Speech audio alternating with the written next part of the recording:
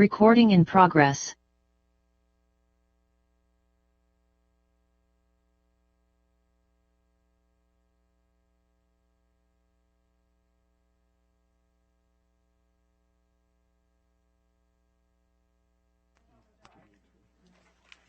Tell me when you're set. And, I'm ready. Thank you. You are good? Okay.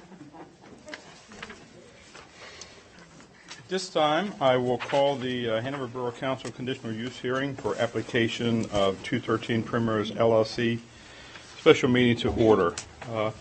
Secretary Felix, will you assist in the calling of the roll, please? Yes, Mr. Fuentes. Mrs. Funk. Here. Mr. Greenholz. Here. Mrs. Greenholz. Here. Mr. Hyper. Here. Mr. Kress. Here. Mr. Lockhart. We know you're virtual because he's muted right now. And he needs to unmute himself. Can you unmute, Kress?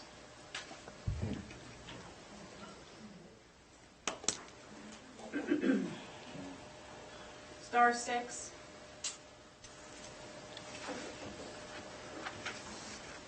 Well, continue on. Give him a minute to do it.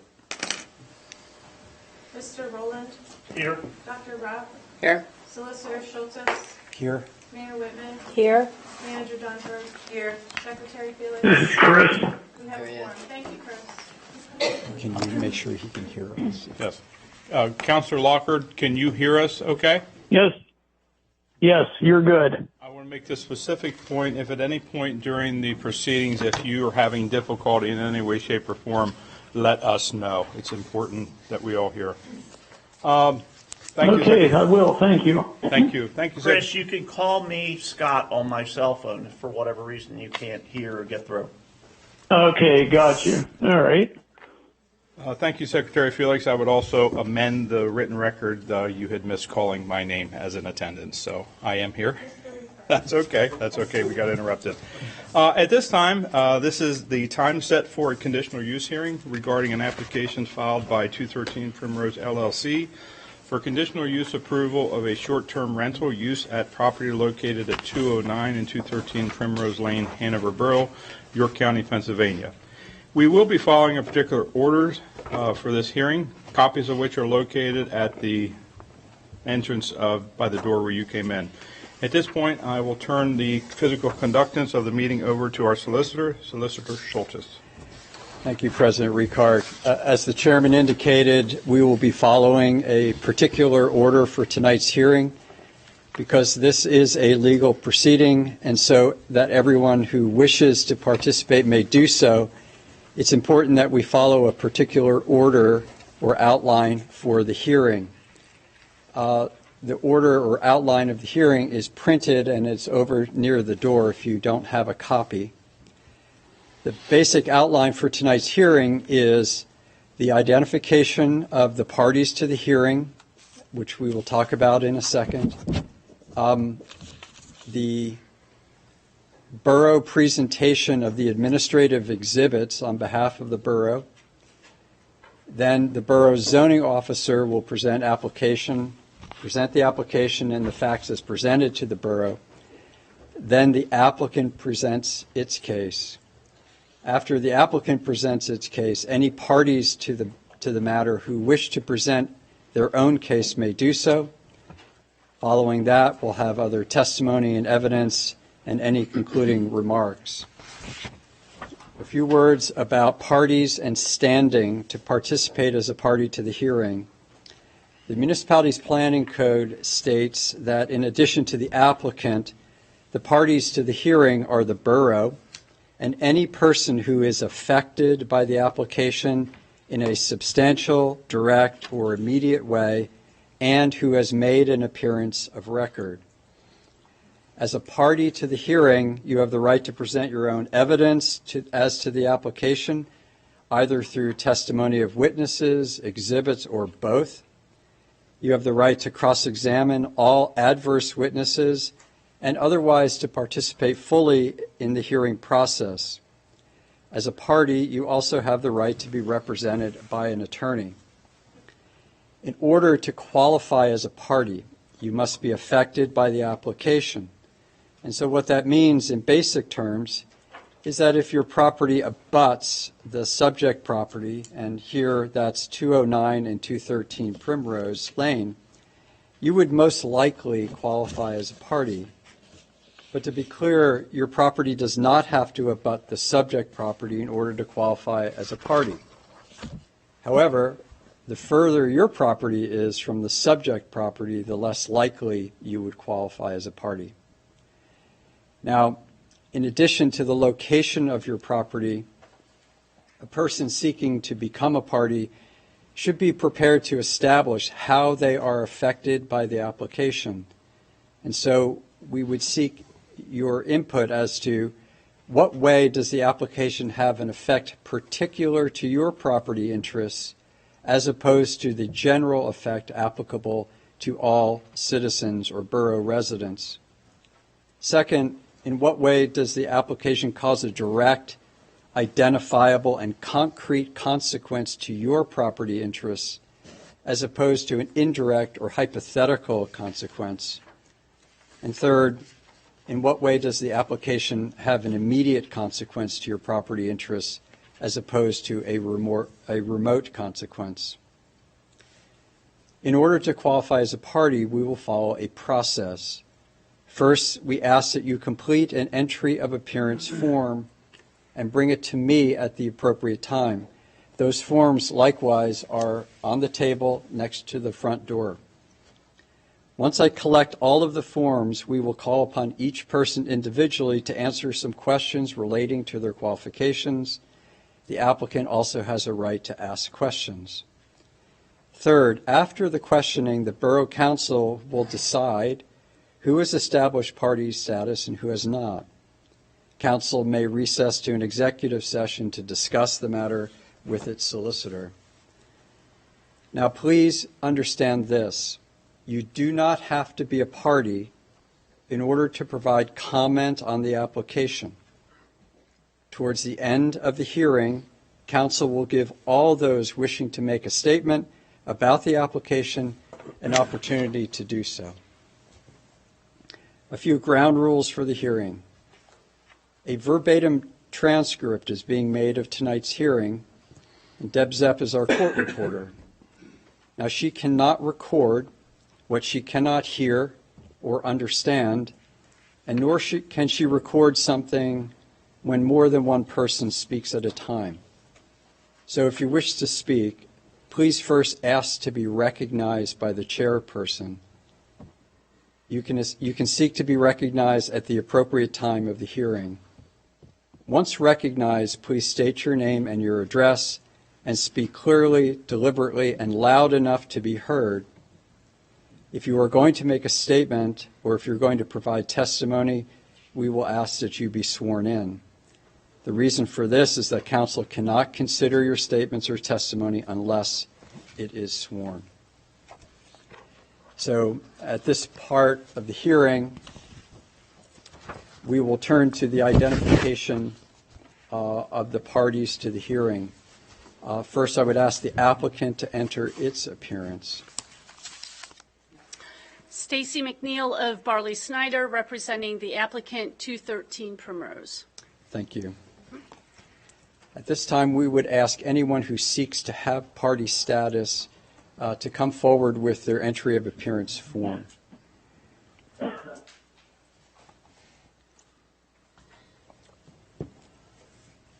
Where's the application at? So it's over on the table next to the door.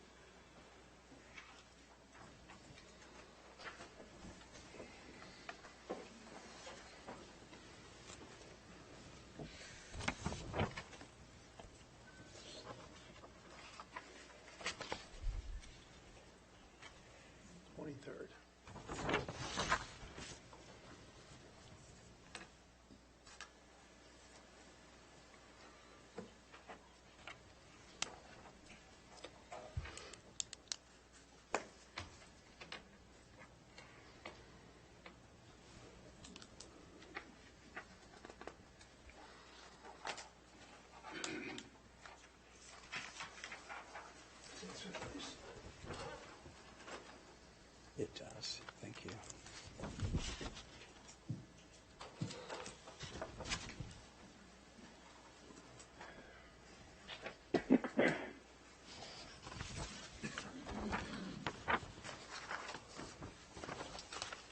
Is there anyone else here tonight who wishes to apply for party status? Okay, the record should reflect that no other person has come forward. We received one entry of appearance form by Pete Kariatsis of 409 Barberry Drive. I've marked the entry of appearance form as Borough Exhibit 6. So, Mr. Kariatsis, if you could please stand and be sworn in.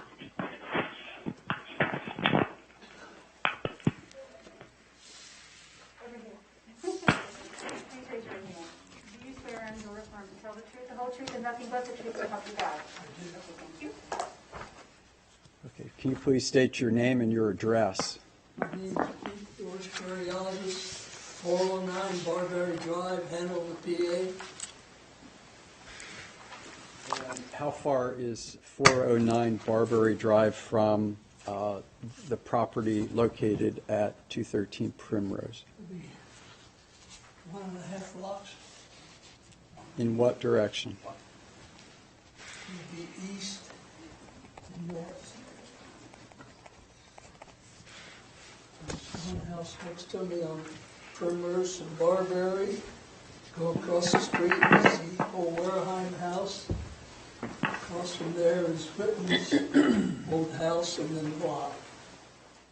So how many houses between you and the subject property? One on the left side, 1, 2, 3.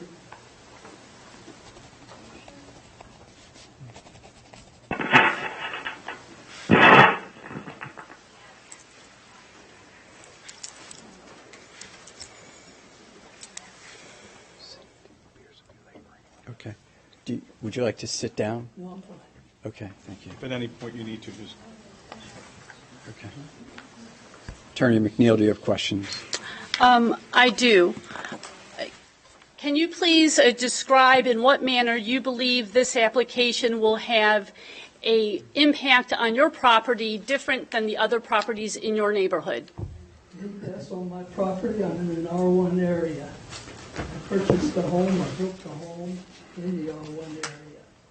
And now we're going to change that under a special exemption clause. Which is, special exemption was never meant for new construction. The special exemption was meant for the residents in the areas in old Hanover which were no longer feasible to be residences. At that point, they were turned into offices, apartments to make use of them. Changing an R1 area for new construction, to me, is unheard of. I don't believe it. And despite your mischaracterization of the application this evening, which is for a conditional use allowed in the R1 zoning district, I'm asking you again, how is that impact on your house different from your neighbor's house? If in fact the board goes along and allows that, what's to stop me from potentially turn my house into a restaurant? What's to stop me? And again, sir, is that somehow a different impact on your house than it is on your neighbor's Well, to house? start, I have no further questions, and I will object to this party as a party opponent, as he has not expressed any sort of specific direct or immediate impact on his property. it will harm the value of my property. You live in the area. And do you have evidence of that this evening? And will that impact the value of your property differently than your differently, sir, than your neighbor's property? Diagnosed with cancer, I'm just supposed to let it go. Is that what you're telling me? I'm asking you, sir, if you believe that the impact on your property will be different from your neighbor's property. All the neighbors will be together. We're Oh, all okay. one. Thank you. Mr. Curiosity, can you see the property from your property? No. go to the corner, I can. Okay. Would you say that the effect on your property is greater than the effect on a property that's, say, Oh, my view doesn't. well, let me finish the question, All right. okay? The effect to your particular property interests are greater than the effect on someone, say, on the other end of Primrose Lane, like 5 blocks away? Setting the precedence. It's the same. It's the same It's the effect, same effect. but it's still, are you saying it's still an effect? Right. Okay. You're setting the precedence. Okay. What will stop me from coming before council and telling you I want to cut onions in my garage? Okay. I have no further questions. So you could sit down. Thank you. So at this point in the hearing, Borough Council must make a decision about the party status for Mr. Kyriazis. Do you want to adjourn momentarily to an executive session, or do you want to make the decision now? Executive session, please. Okay.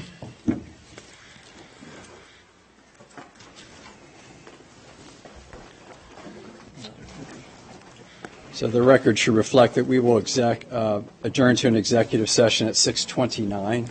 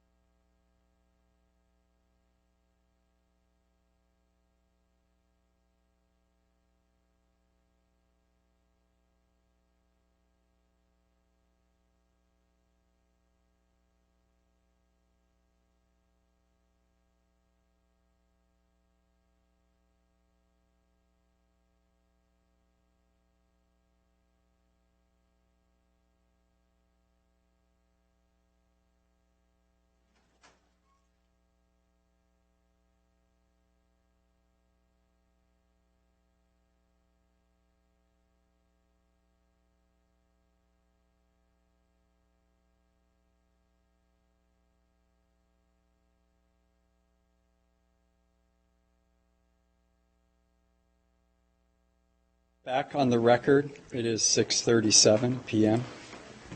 Mr. President. At this time, we will ask for a motion on the consideration of Mr. Currios's to have standing. Is that the word I'm looking for, or To be a party to to the be a hearing. party to the hearing? I'll second that. Was there? You'll first that. Or Is there? first that. Is there a second? Second. Dr. Rupp, a second. All in favor signify by saying aye. Aye. Any opposed? Motion is approved. Oh, sorry, Councilor Lockard. Can you unmute yourself, Councilor Lockard? Star 6 to unmute yourself.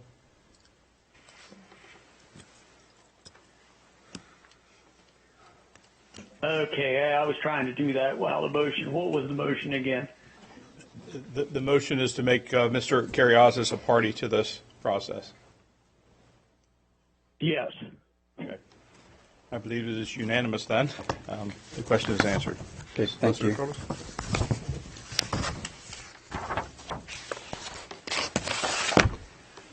So at this part of the hearing, I will identify the administrative exhibits on behalf of the borough.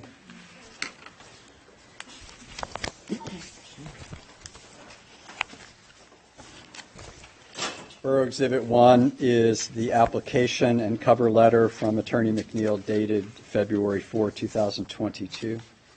Borough Exhibit 2 is the proof of publication of tonight's hearing. Borough Exhibit 3 is the notice to the applicant as well as the corrected notice to the applicant. Borough Exhibit 4 is the notice to the nearby residents and the corrected notice to the nearby residents. And Borough Exhibit 5 is proof of the posting of the property. And Borough Exhibit 6 is the entry of appearance form for Mr. Currios's.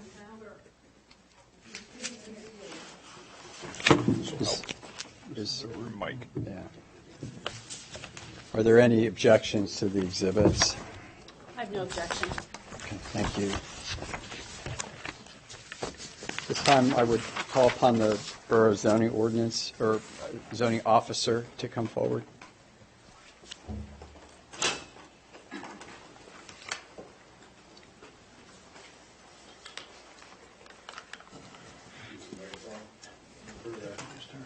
We only have the one? There's a, on the stand over there behind you. Oh, this one over here. Okay. I do. Please bear in mind the whole truth and nothing but the truth, so help you God. I do.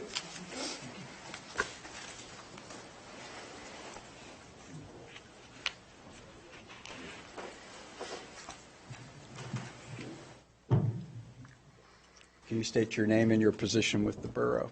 Christopher S. Miller. I am your zoning and code enforcement manager.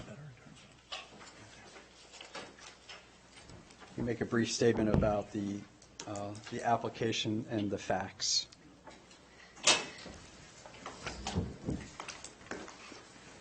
An application was received by the borough for conditional use on February 4th, 2022.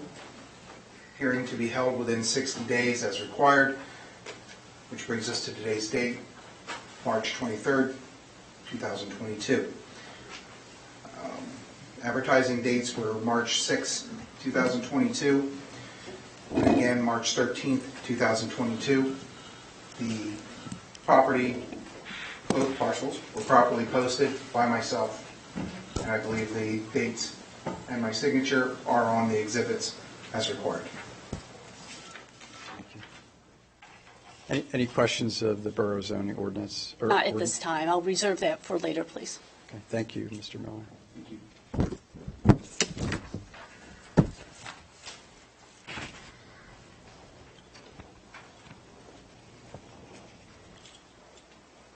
It's the applicant's turn. Okay.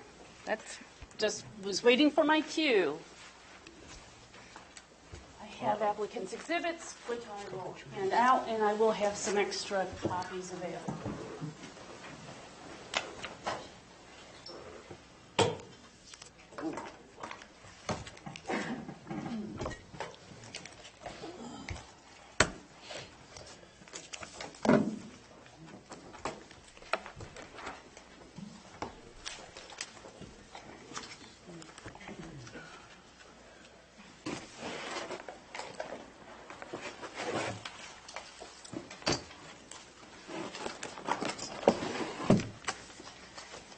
I do have extra copies available if any of the public, there's a handful here, want copies of the exhibits. And for my first witness, I would like to call Mr. Eric Maines.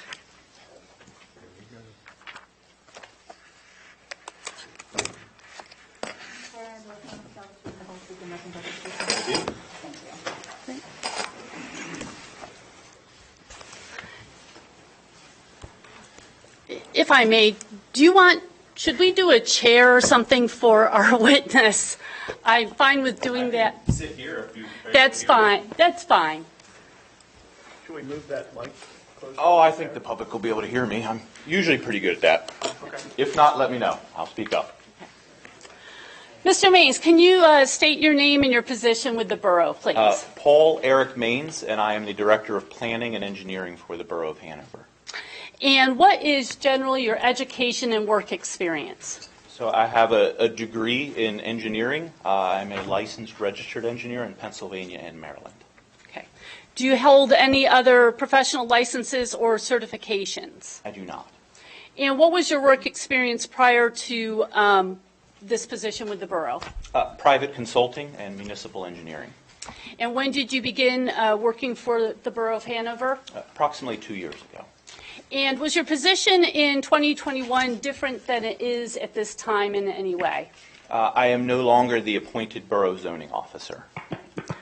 Are you familiar with the project that is the subject of the hearing this evening? I am, yes. Okay. And when was the first time that you became aware of this proposed project? I believe with the first application that came in.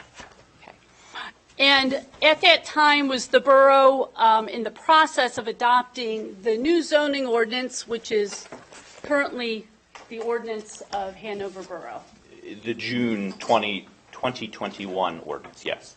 And what was your involvement in the adoption of that ordinance? My job was to help shepherd that through the Planning Commission as well as get it through county planning and then certainly help council as they considered the adoption of it. Did you understand when that ordinance was adopted that it was specifically allowing for short-term rentals as a specific use in the ordinance by conditional use in the residential zoning districts? Correct. And were you aware when the ordinance adopted that there were no specific conditional use criteria for short-term rentals? Correct. Does the borough have a short-term rental policy? No. Are you currently working with the borough in drafting an amendment to the borough's zoning ordinance specifically related to short-term rentals? Yes. Okay. And does that amendment address parking? Yes. Okay, I'm going to show you what I've marked as Applicant's Exhibit 1. And if you could just take a moment to look at it. Tell me if you recognize that document, and if so, what you believe it to be.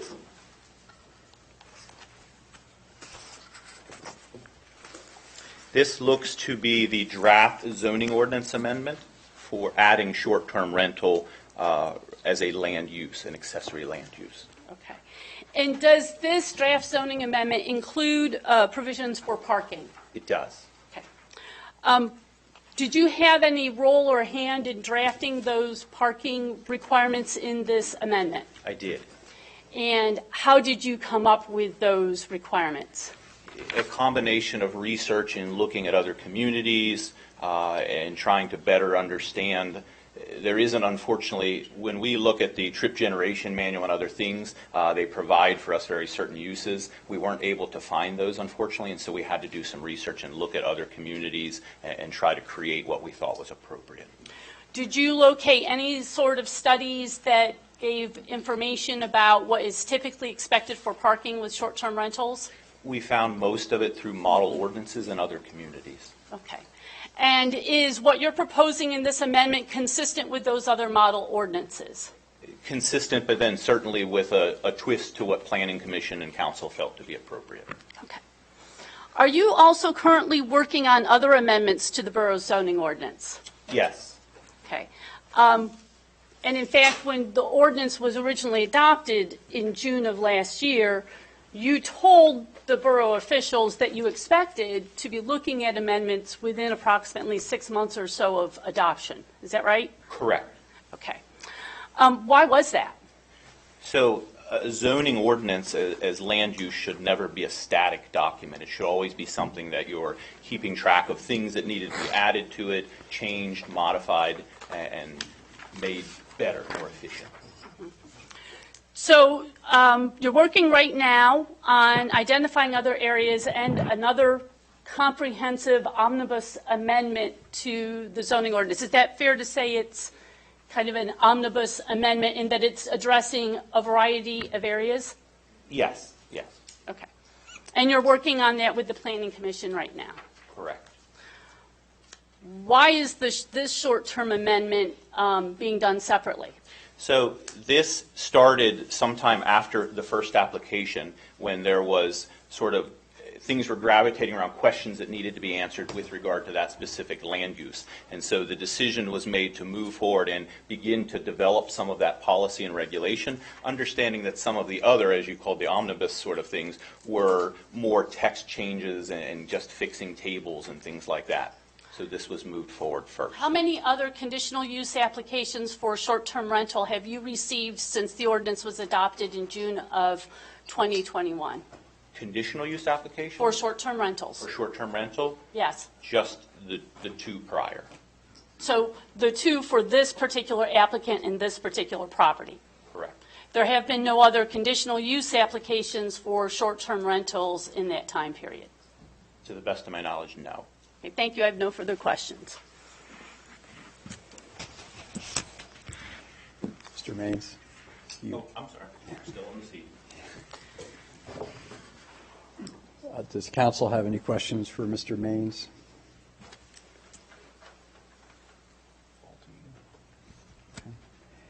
Does Mr. Kuriosis, do you have any questions for Mr. Maines? No. Okay. The only question I have, if you don't mind, Yep. is, Eric, on the presentation of the site drawing that we have here, I had asked a question as to the parking, remember? Okay. And the explanation of what's considered to the rear of a property, that it doesn't take away from the character of the neighborhood.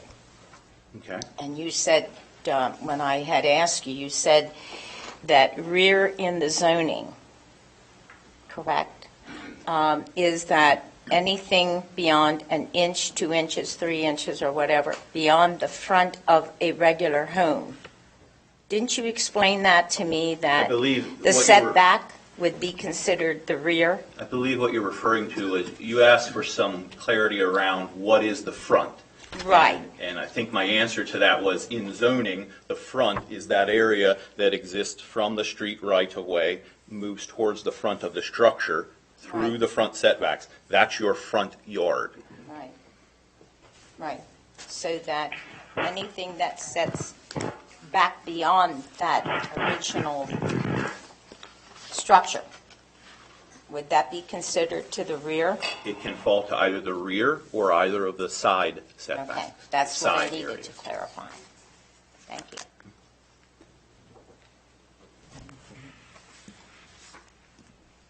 Mr. Maines, with regard to applicant's Exhibit 1, where is that in the adoption process?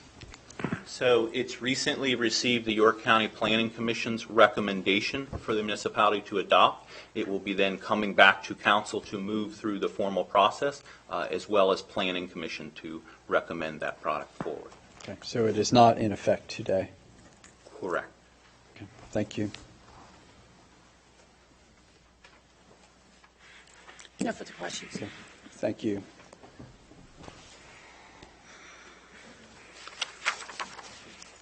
Our next witness I'd like to call is Mr. Miller.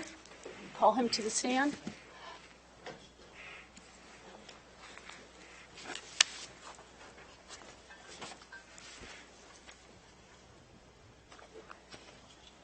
Mr. Miller has been previously sworn.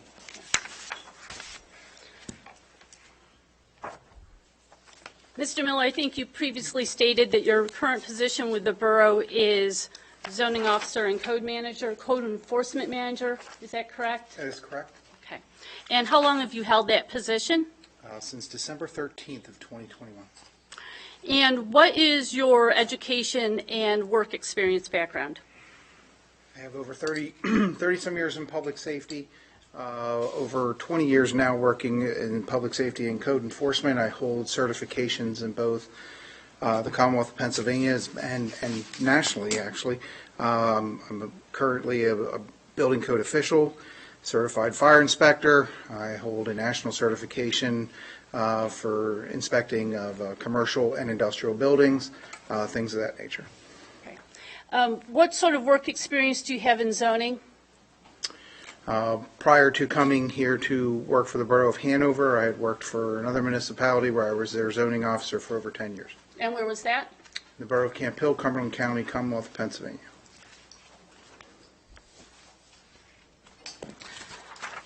Okay.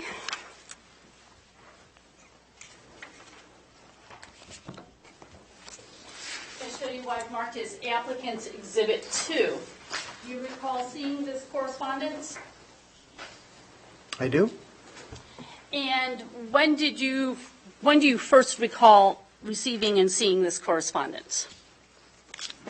Would have been shortly after I started my employment here. Okay. And that was correspondence from me to the borough requesting a parking determination related to short-term rentals. Is that correct? That's correct.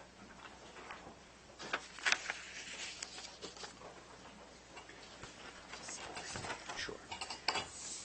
All right, I'm going to show you what I've marked as applicant's exhibit 3. And do you recognize this document? I do. And can you tell me what this document is?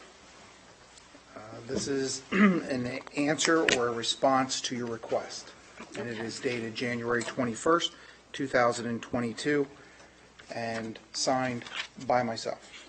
And in drafting this response, with whom did you consult? Our borough solicitor. Did you speak with anyone else or consult with anyone else? The only other person I consulted with would be Mr. Maines and our borough solicitor. When you consulted with Mr. Maines, did you ask him if he had issued any prior determinations related to parking for short-term rentals? I believe I did, yes.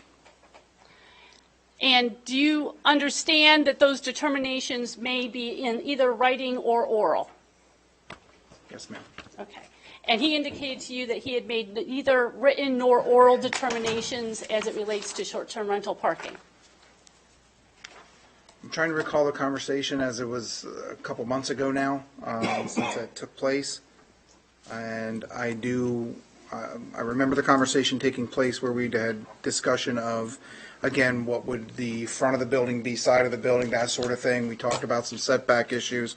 And I'm sorry, I just don't recall the exact conversation as to what was issued or not issued.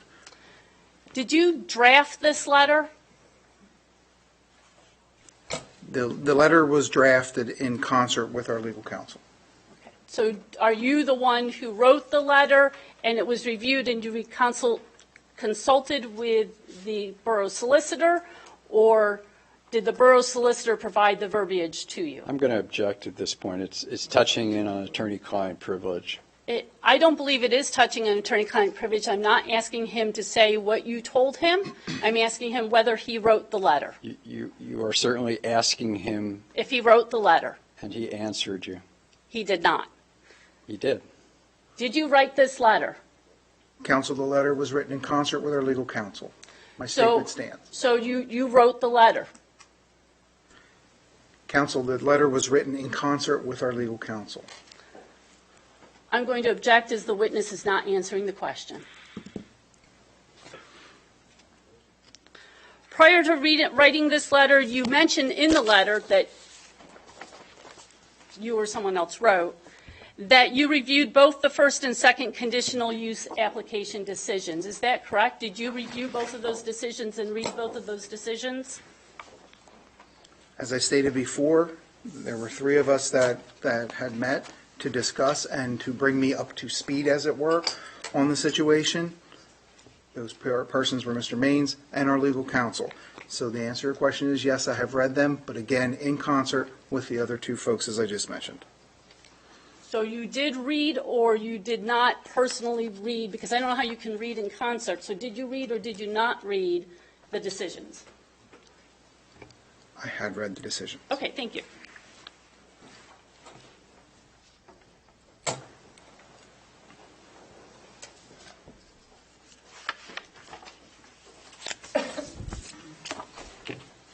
I'm going to show you I've marked as applicant's exhibit 4, then you're familiar with this document.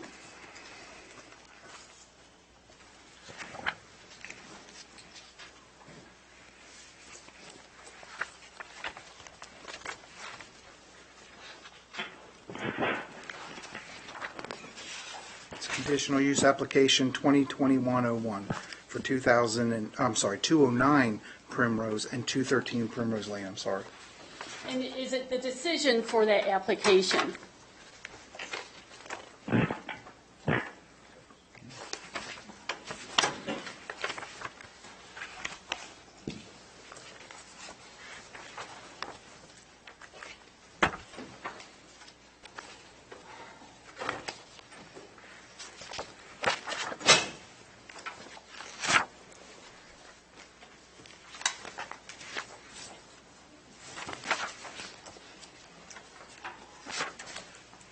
Your indulgence, Counselor, I'm just reviewing.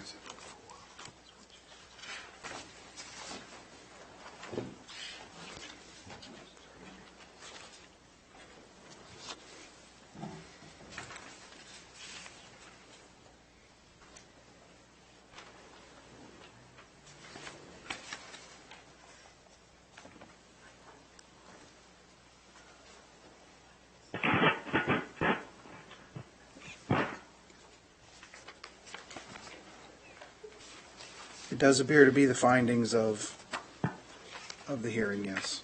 Okay, turning your attention to page 8 of this decision, section 5, there is language that is highlighted there. Do you recall reading that language before you issued the January 2022 letter? Yes, ma'am. And again, on page 15 of this decision,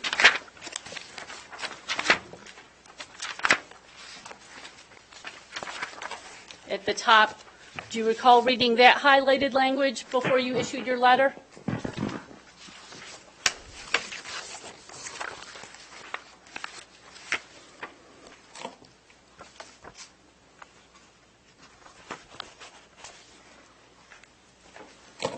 Yes.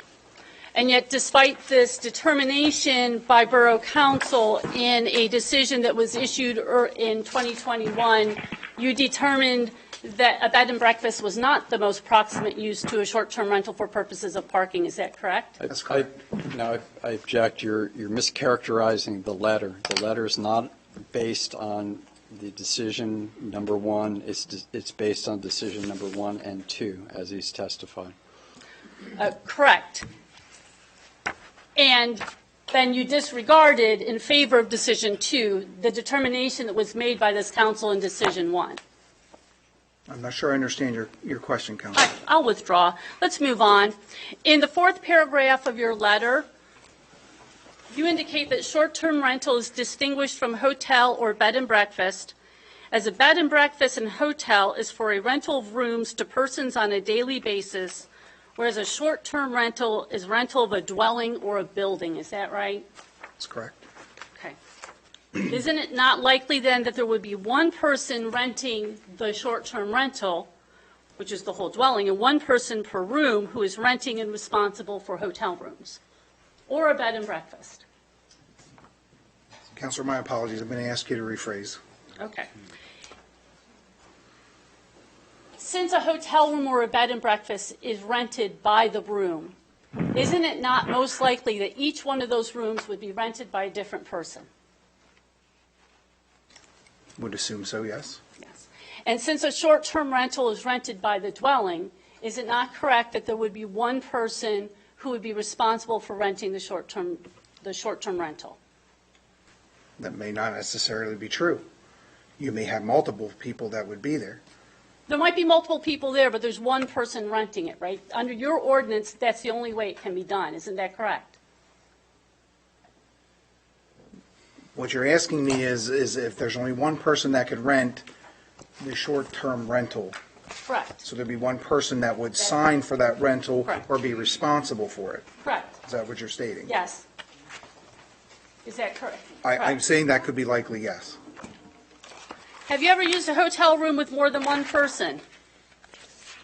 Have you ever stayed in a hotel room? Yes, ma'am. Have you stayed in a hotel room with more than one person? Yes, ma'am. What's the maximum number of people you've stayed in a hotel room with before? Objection, this is irrelevant. This is not irrelevant at all. This goes to the heart of this determination. And It's not relevant what And his personal experience. Solicitor Schultes, are you acting as solicitor for Borough Council, or are you acting as solicitor for a party opponent? You know who I'm attorney for, but you're asking questions that are clearly beyond what is proper for this case. You're asking about decisions that were made in other cases that have no bearing on this particular case. And you're asking him what personal experiences he has renting. Absolutely. And his personal experience in renting hotel rooms has nothing to do with our ordinance. I absolutely disagree. It has everything to do with his determination, because I believe your personal experiences, your consultations, the studies and efforts he took to come up with that determination, which I have not yet gotten to, all form a basis for making that determination as a zoning officer. And it's typical for zoning officers to rely on those other expert opinions as well as their own personal experiences in making their determinations. And Solicitor Schultes, I'm going to object again to you objecting to my questioning of this witness when you are solicitor for the council, and council is not a party opponent in this proceeding. The applicant's Exhibit 3 is based upon his review of the documents. It has nothing to do with his personal experience renting hotel rooms. But Solicitor Schultes, that's not what he's testified to. He testified that it was based on his review of some documents, which it wasn't clear really whether he's read or reviewed or not, as well as consultation with Mr. Maines and consultation with you. Right, so now you're asking him his personal. Absolutely. It has nothing to do with this letter. I absolutely disagree. Why don't you ask him what he reviewed in order to do the letter? I will get to that. So am I going to be allowed to proceed with this questioning, or should I place an objection of the record to the solicitor objecting to my testimony when you are not representing a party opponent? If you're going to ask him about his personal experiences in hotel rooms, I'm going to object to that. Why don't you just ask him the questions?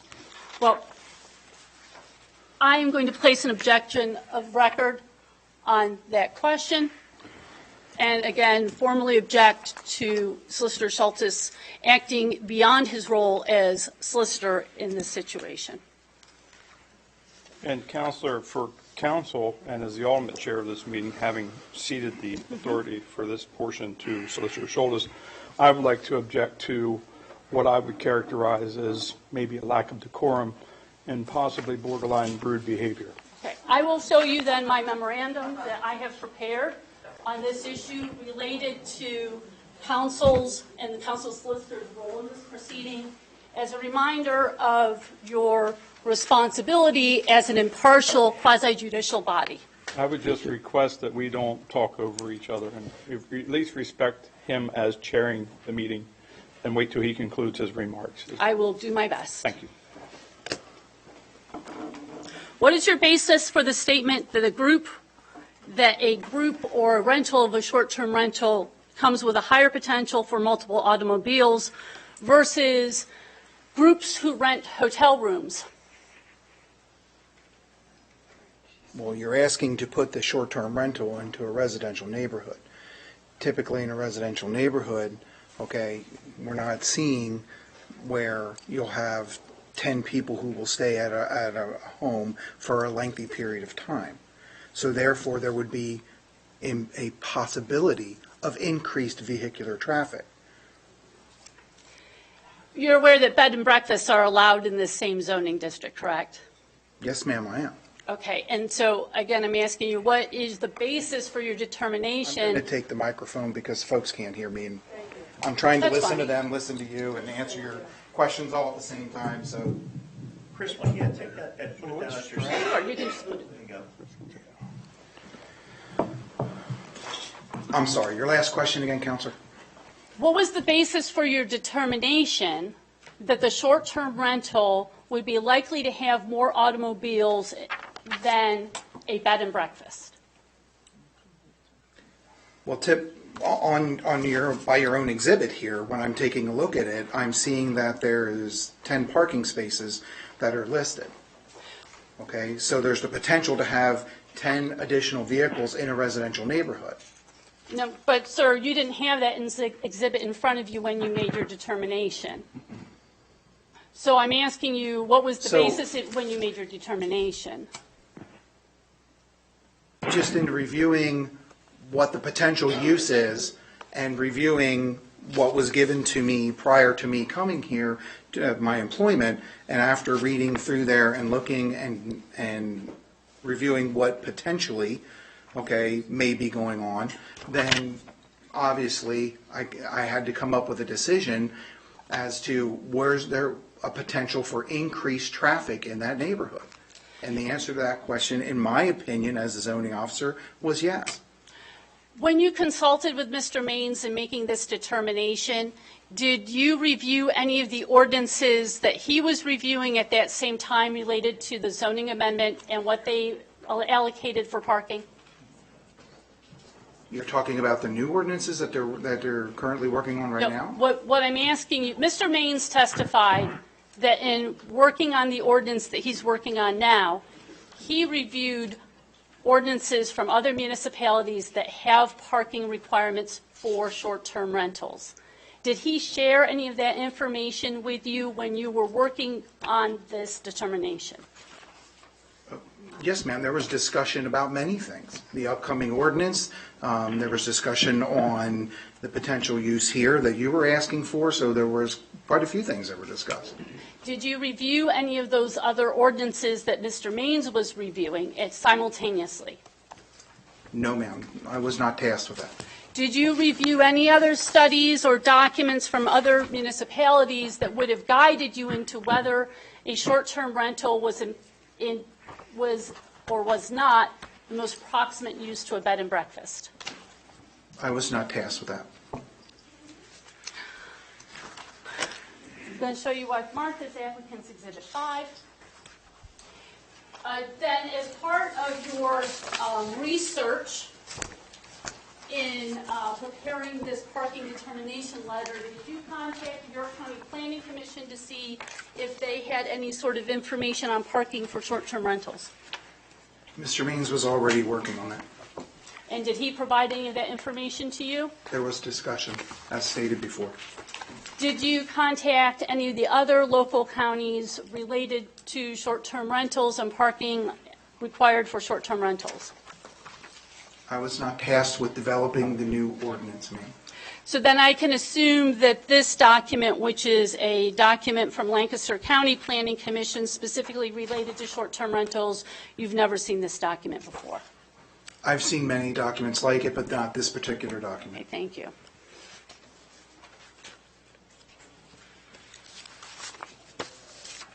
And are you aware of, you mentioned that you are aware that while you were working on this letter, the borough was already working on an amendment to its ordinance for short-term rentals? Yes, ma'am. And were you aware when you drafted this letter what that ordinance was providing in terms of parking, or was going to propose to provide for parking for short-term rentals? As stated in earlier testimony, there was discussion. Okay. And what does that amendment provide for? I'll be honest with you, ma'am, I'd have to review it. That's I fine. don't have it directly in front of me. If you give me a second, I'll go ahead and look it up. That's all right. I have no further questions. Does council have questions for Mr. Miller?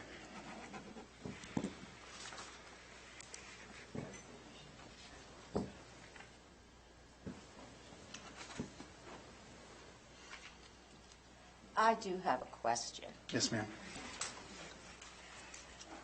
On short-term rentals, and we're saying they're similar to a hotel, right? And you said there could be more than one person that could occupy and be responsible, other than one person being responsible for 7 people, correct? Well, I think you're correct.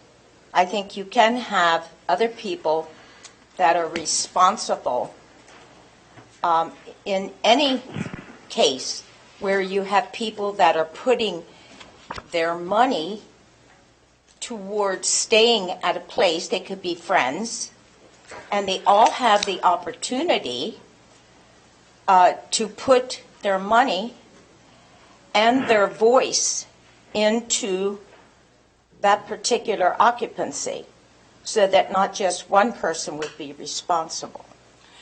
Does that make sense? Does that make sense? Hold it. Before you answer, do you have an objection?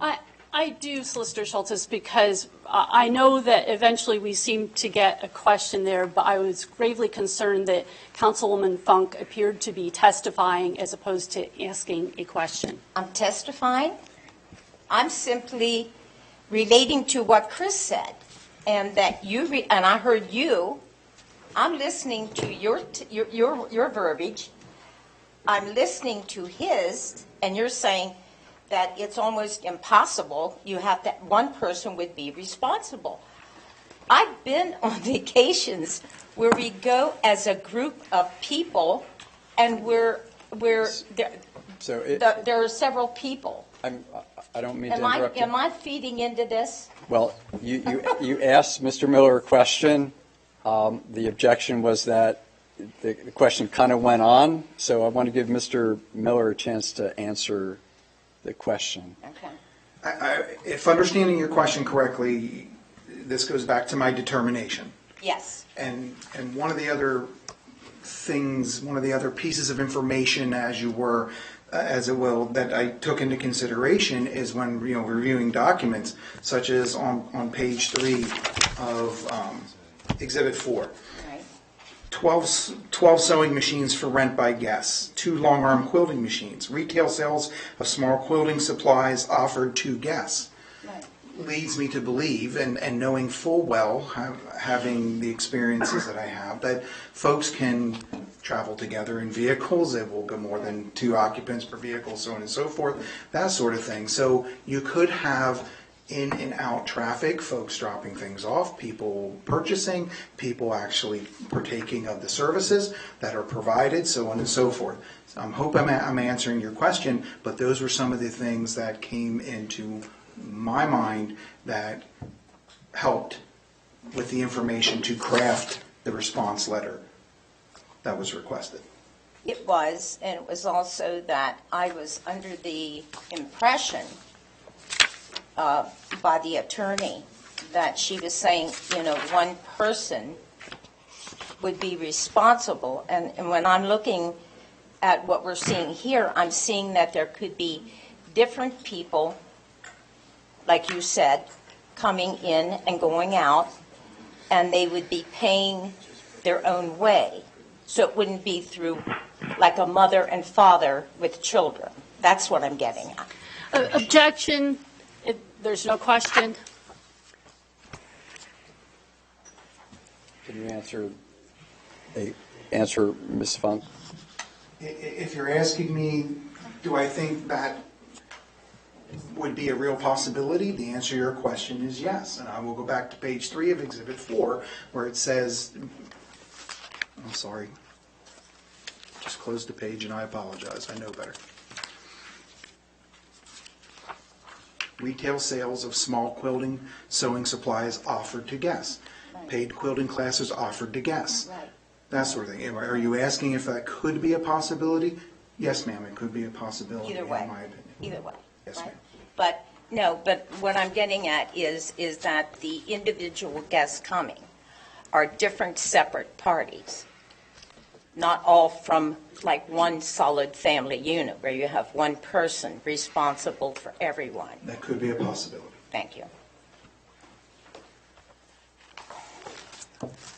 Council have any questions? Any other council member? Mr. Kuriosis, do you have any questions? I have a lot of questions, but we're not talking about the whole building, are we?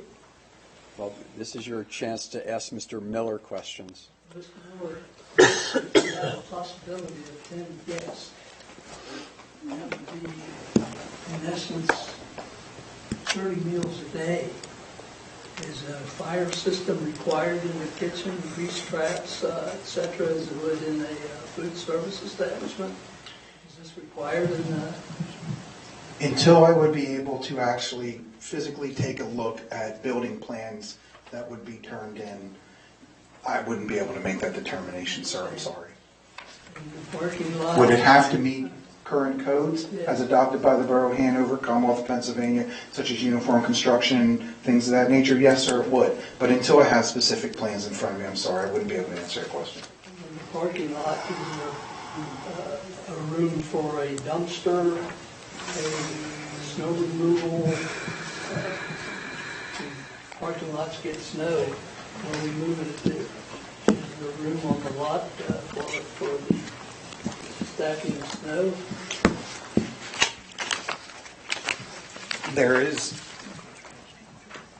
on the exhibit map that was provided, there is room. There is a 5-foot, for lack of a better term, bump out, if you will, turning space, radius, that sort of thing, for folks to maneuver. So I would imagine that would be part of being used for snow removal, so on and so forth, just like it would in any other park. I'm sorry, could you speak up, please? I brought up about the trash removal. Is there an area for a dumpster? If you're asking if I see a specific dumpster pad on this map as of right now, no, sir, I don't see a specific dumpster pad being called out. Attorney McNeil, just so the record is clear about the exhibits, you identified with this particular witness exhibits 2, 3, and then 4. You did not get to exhibit 16, which is the decision on the second application. Correct. Are you intending, since the letter, which is 4, I'm sorry, which is exhibit 3, references both of those? Are you intending to? I'm intending to enter it as an exhibit eventually in the testimony. If you would like me to do so now, I can do that as well. No, so I would want to ask him questions about exhibit 16, but it speaks for itself. If you're going to offer it. I am going to offer it, yes. Okay. All right, thank you. Sure. Okay, thank you. Mr. Miller, I'd like to go back on just something that you brought up recently, back to the applicant's exhibit 4, so that first conditional use decision. You are aware that that was a denial, is that correct? That was a denial of the application? Yes, ma'am. Okay. And that one of the reasons for denial was that those uses that you specifically were pointing out in terms of retail and classes and things like that are not actually part of the short-term rental use. Do you understand that? I understand what you're saying, Counselor, yes. Okay. Thank you. I have no further questions. Okay. Thank you, Mr. Miller.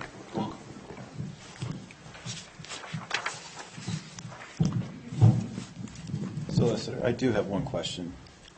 Okay. Sorry. Mr. Miller, in that original submittal with the short-term rental, would the services that were going to be provided also be considered a separate conditional use hearing? No, in my opinion, it would be part of what is the intended use is, or why you're here this evening for that hearing. It would be part of that use. We're here as part of the short-term rental, but the services provided as a home-based business would be considered under our previous zoning to be a separate conditional use, correct? It was, to my understanding, that not only would the intentions of the short-term rental were made clear, as this is what the intent was. If that was not done so, then the answer to your question is yes. There could be additional zoning issues that would need to be looked at and or applied for and or approved. Thank you.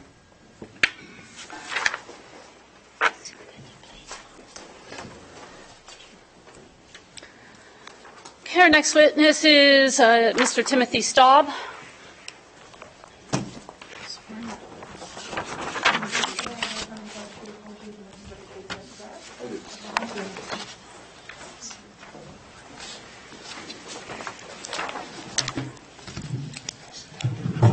Yeah, sure.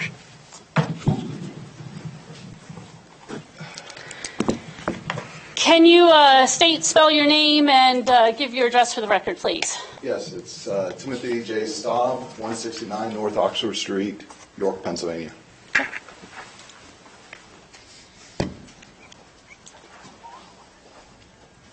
I'm showing you what marked as applicant's exhibit 6. And is this your current resume? It is. Can you give me a little bit of information on your education? Yes, I have a bachelor's degree in Park and Recreation Management, and I have a master's in Geography and Regional Planning. I am a certified planner through the American Institute of Certified Planners. And what's your work experience? So I have over 25 years of experience being a community planner in the Commonwealth of Pennsylvania. And do you, how are you currently employed? So I am employed by Herbert Roland Grubik. I am the Assistant Vice President of our York office. I am a community planner by trade, as indicated, and what that entails is already comprehensive plans, zoning ordinances, subdivision land development ordinances, 537 planning, park and recreation studies, trail studies, and so on and so forth. I'm also the chairman of the Springersbury Township Planning Commission. And how long have you been on the Springersbury Planning Commission as a volunteer? Seems about 5 years. Okay.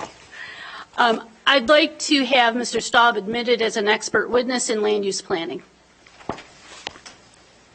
Is there any objection by members of the board? Can I entitled to ask a question first? You certainly are. Of your experience, sir, do you have any in Hanover, and if so, could you detail that, please? Do you have any experience in Hanover, Pennsylvania? And if so, could you please detail that? I am currently, and nor have I ever worked in the borough of Hanover. I have worked in West Manheim Township. Edinburgh Township is probably the closest municipalities to Hanover Borough.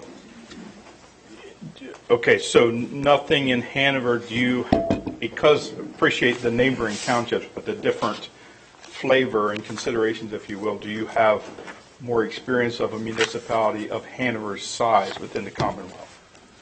Yeah, well, currently I am writing a zoning ordinance for New Cumberland Borough. So it's another urban community within South Central Pennsylvania. I grew up in Gettysburg Borough, so I have that experience of understanding my surroundings. But I've worked in Palmyra Borough. I've worked in. I'm currently writing the comprehensive plan for Phoenixville Borough, which is probably comparable in population to Hanover Borough. Have either Phoenixville or New Cumberland, I believe you said, or they're in the works, in the pipeline, they're not approved and nor enacted yet? Correct. New Cumberland Borough has an entire draft zoning ordinance. They just recently hired a new borough manager, so they want to review the ordinance prior to them starting the adoption process. And in Phoenixville Borough, it's a comprehensive plan, different type of planning document, and we're in the MPC required advertising process there. Palmyra Borough is adopted many years ago. I've written over 100 planning documents within the Commonwealth. I've worked in cities, boroughs, townships, and towns in the Commonwealth. Thank you. No more questions. Okay, Mr. Kuriasis, do you have any questions of Mr. Staub relating to his qualifications as an expert witness. Okay. He will be accepted as an expert Thank you. in the area of planning. Mr. Staub, what documents have you reviewed in anticipation of your testimony today?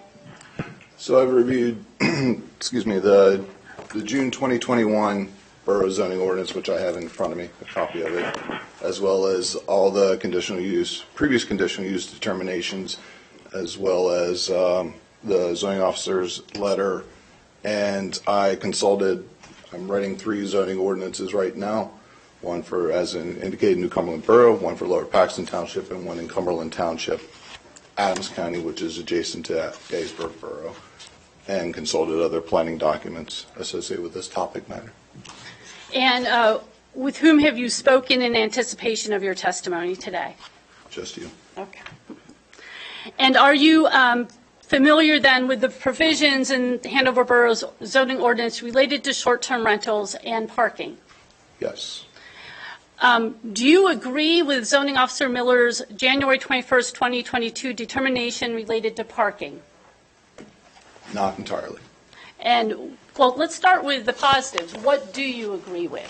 So, in his letter, he made the assertion that the most equal use to a short-term rental is a bed and breakfast and a hotel.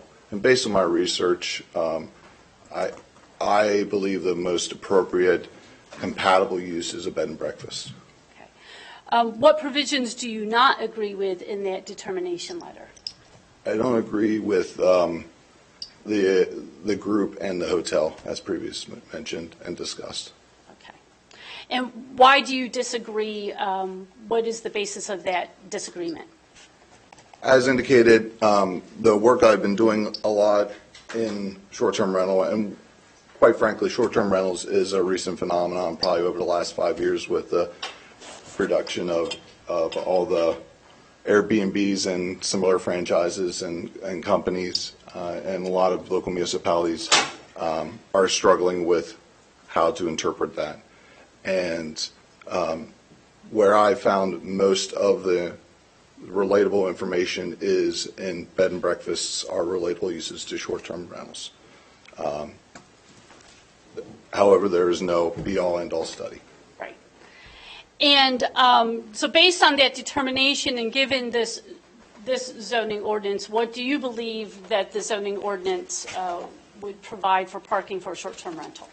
So based on my review of the zoning ordinance, I have it flagged here. So the zoning officer, as we've discussed, can use the most approximate use or determine a minimum parking study provided by the applicant. And if we're looking at it as regards to the bed and breakfast and hotel based on the required off-street parking requirements in section or Article 5, it's 1 space per rentable guest space. You mentioned that you have done some external research in an attempt to reach this determination of yours, and I'm going to show you an excerpt of applicant's Exhibit 7. Ask you if you recognize this document.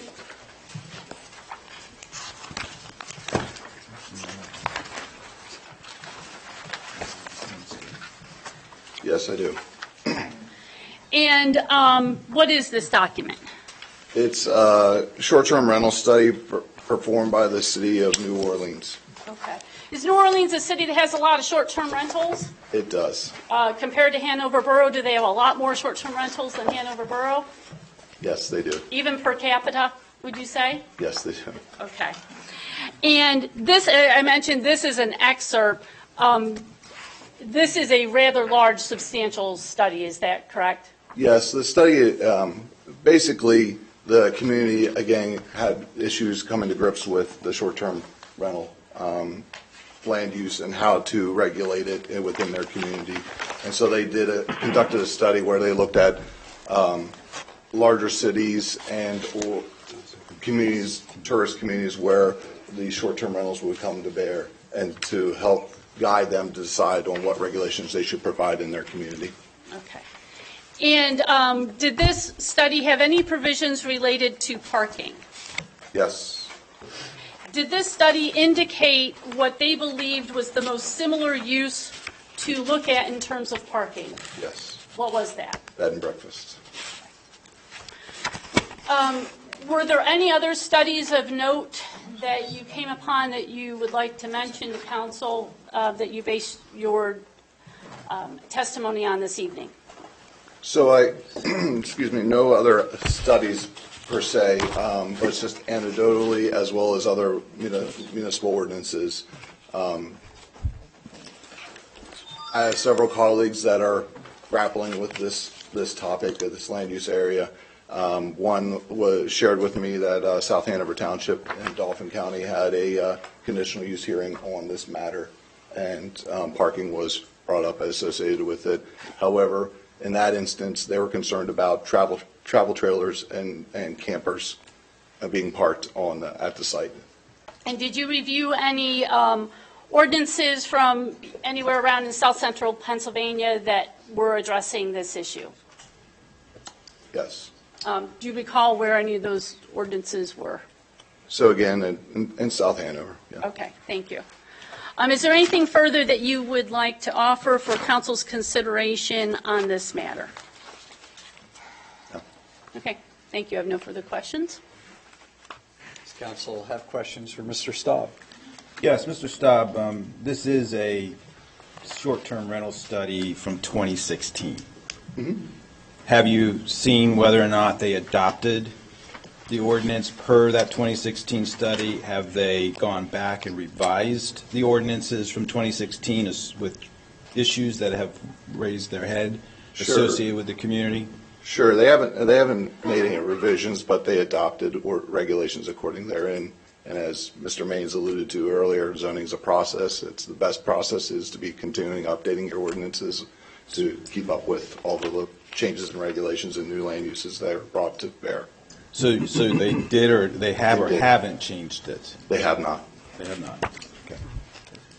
Okay. I guess I do have one more, thing to add.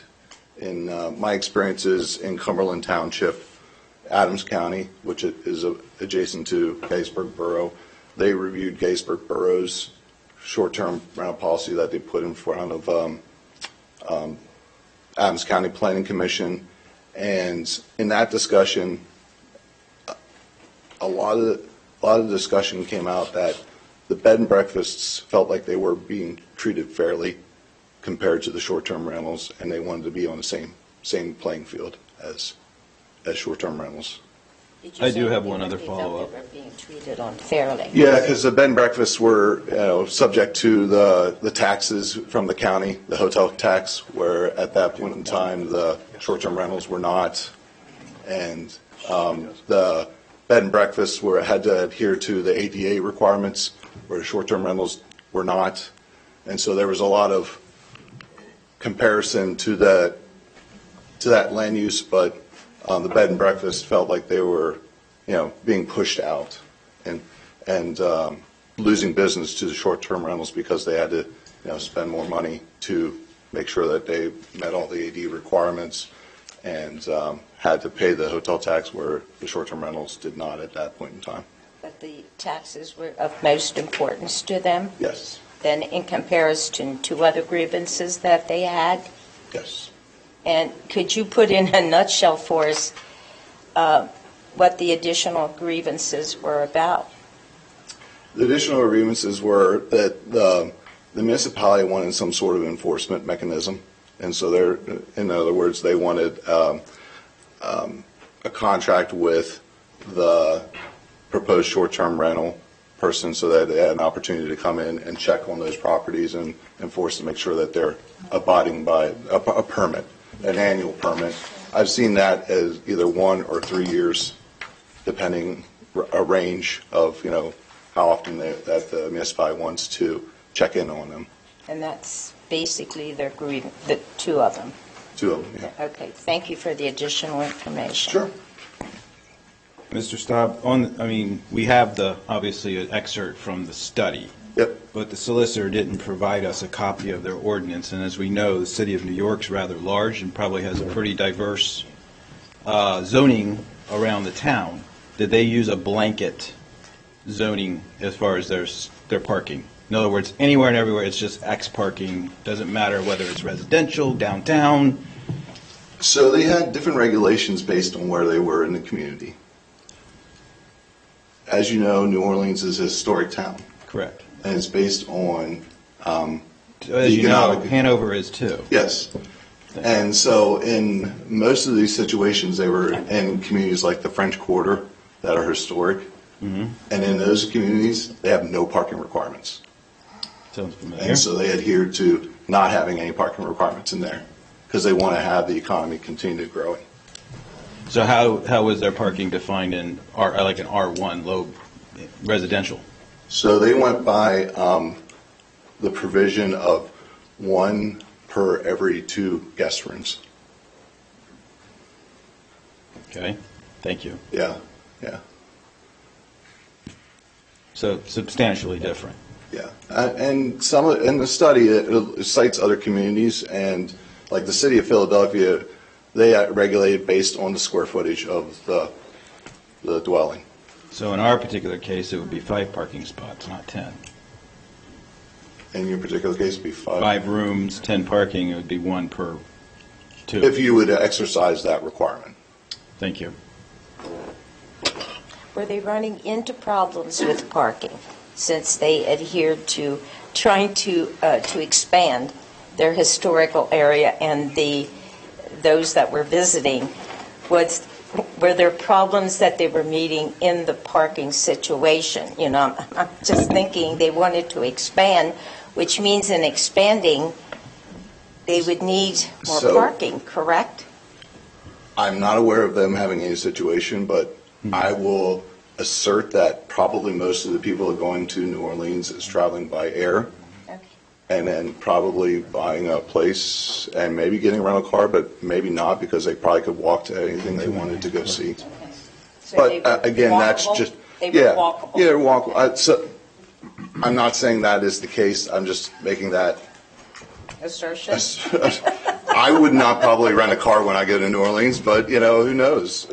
Right. Depends on what you want to see. So everything was walkable. There Yes. was no need for transportation. That is, Like if they flew in, did they have like buses or something to pick them up and take them to their destination? that's I can't make a You comment don't on know. that. Okay. I don't know, right? You know. Yeah. So.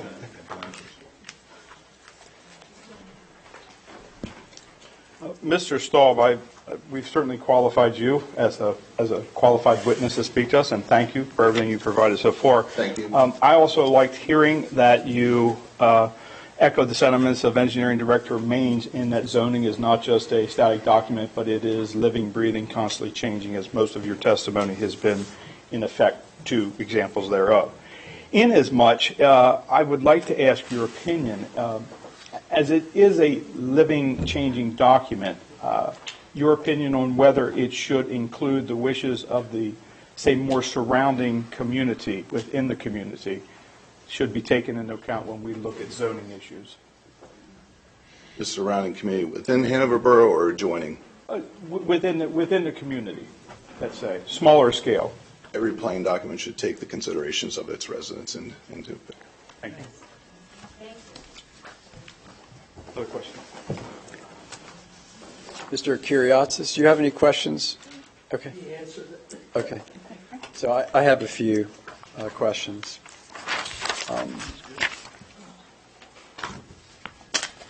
In your professional life, are you called to perform parking studies for your clients?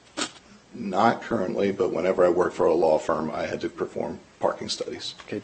Were you asked to do a parking study for this particular case? I was not. Okay. Okay. No further questions.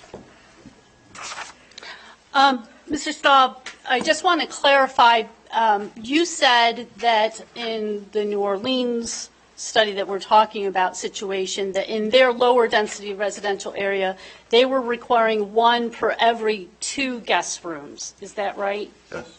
So if there were 5 guest rooms in the building, that would require 3 parking spaces.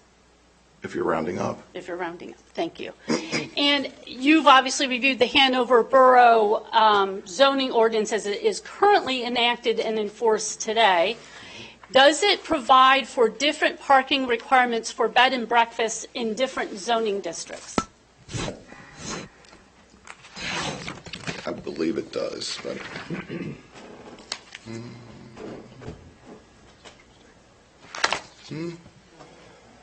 No, I mean, the use table has required off-street parking spaces.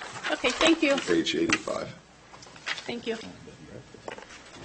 I have no further questions. Okay, thank you, Mr. Staub. Thank you. I would ask that Mr. Staub be allowed to leave at this time. Does council anticipate asking Mr. Staub any further questions? Question for council before council answers. On behalf of council, is there going to be the amount of additional testimony that we may need to There's something that ask kind of him? contradictory. Is there? I need some clarification that you were saying most places just required 1 parking space per 2 rooms, correct? Is that? That's what the study was referring Well, to. I feel like, well, here where she highlighted in the study, if you read on right past there, it says where parking is required, a bed and breakfast is required to provide 1 space plus 1 space per 2 guest rooms. So in a case like that, if they have 5 rooms, if you round up, that would be 8 spaces.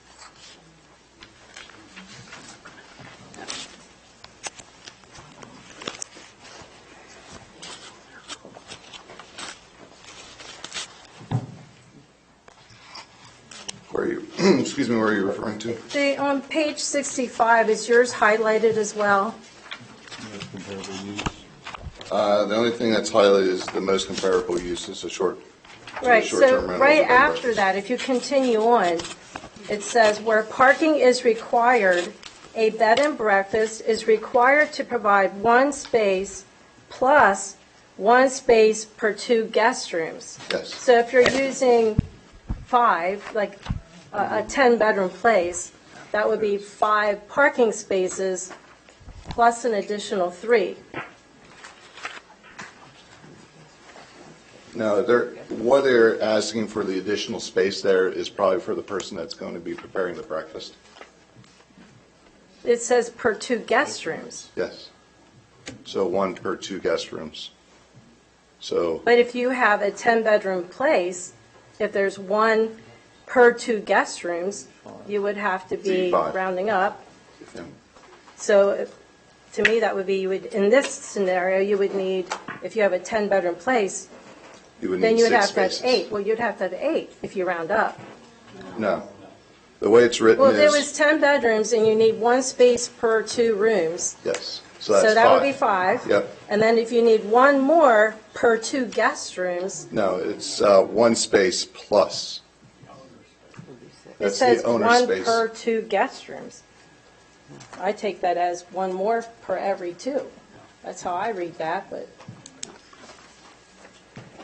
The way I interpret the sentence is that it's 1 space for the owner and/or the person that's preparing the meals, and then 1 space per 2 guest rooms. So that's a total of 6 if you're saying 10 bedrooms. that's not how I know, but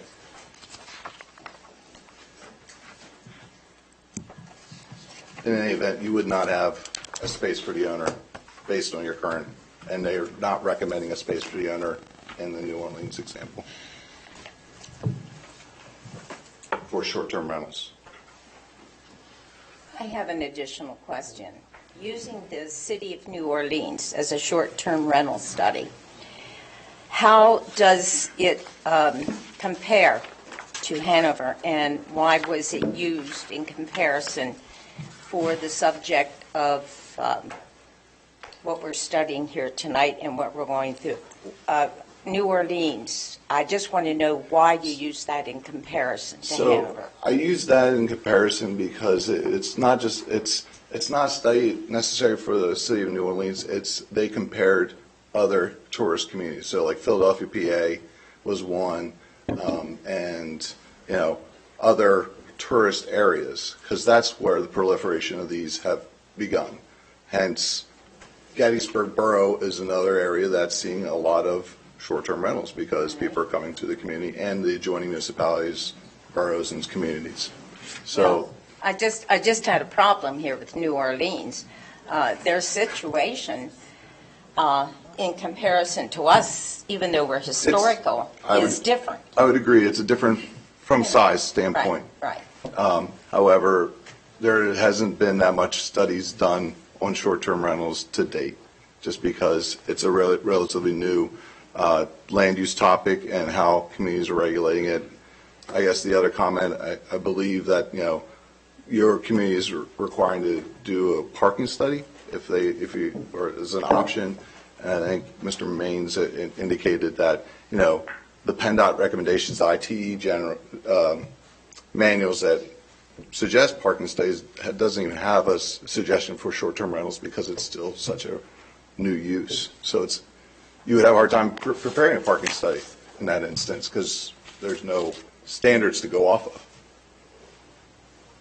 Okay, so there are no standards at this time. It's simply, we're using other communities, other historical areas that are going through this, but they still are pounding out the problems that exist. I don't want to give away any trade secrets, but that's how municipal ordinances and comp plans are created. You look to other communities to see how you're emulating them and try to write and comparable and see, what they ran into, how can you avoid it in your community, and then how do you adjust, similar to the process your borough is going through right now with the amendment. Okay, thank you. I gave away my trade secrets now. Does council have any objection to Mr. Staub being excused for the remainder of the hearing? Thank you. Thank you. Thank you very much. Thank you.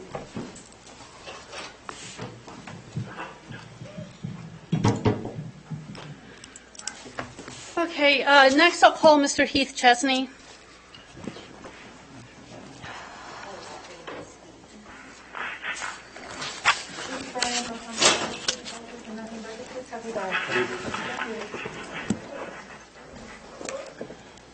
Take the mic.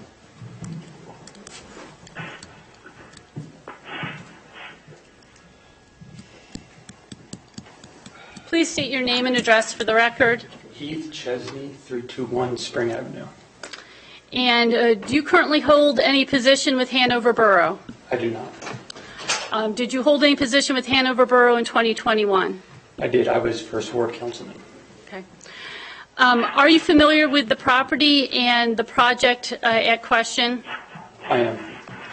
And do you have any information that you would like to share with council tonight regarding this project?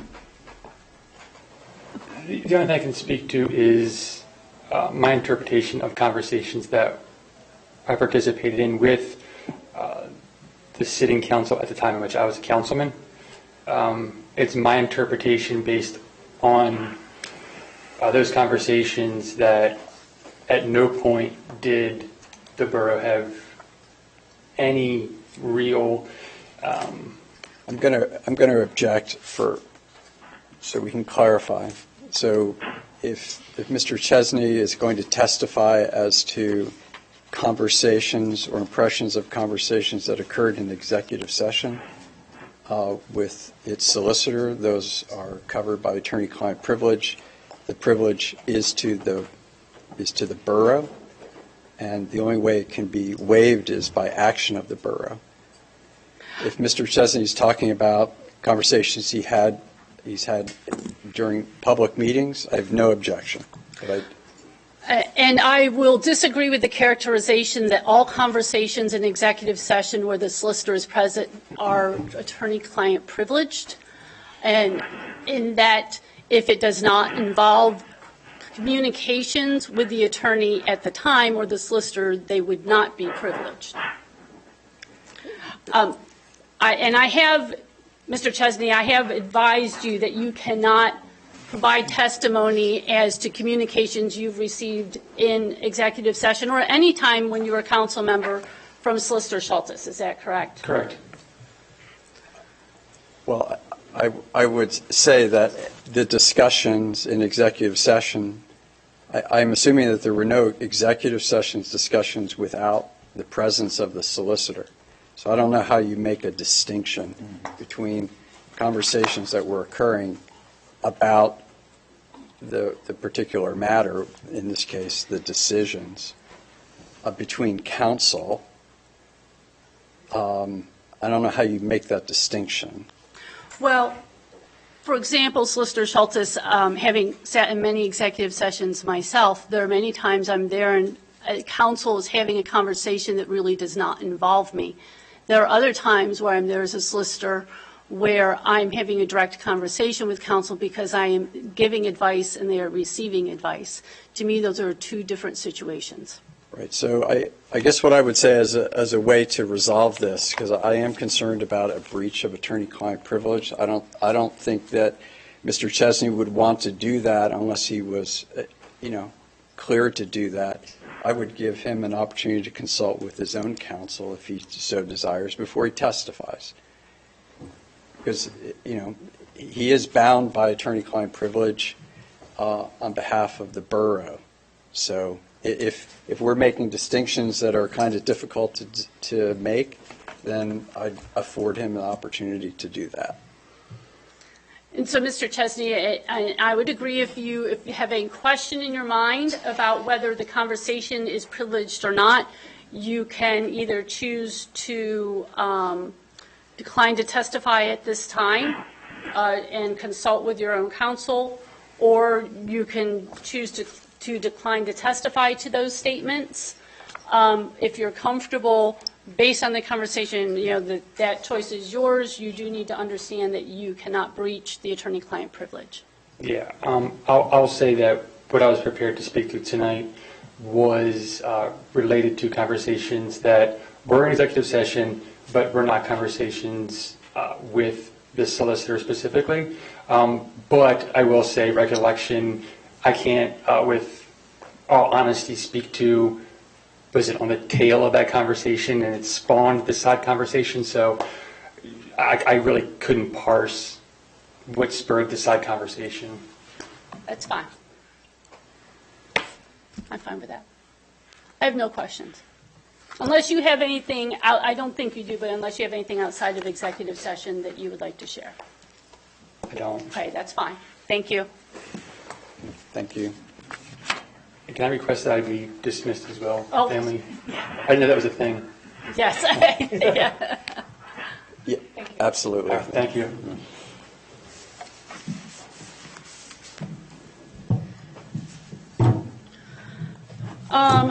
Next, I'm going to call Brandon. I don't want to mispronounce your last name. Bouchard from Hanover Land.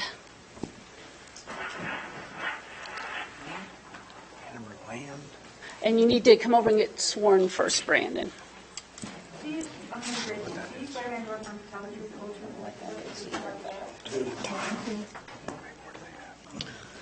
Okay, can you... Attorney McNeil, if I can just interrupt you for a second. Sure. How many more witnesses?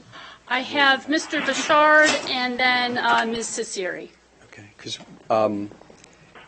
that we have another meeting following this, and I'm not sure that we're going to conclude.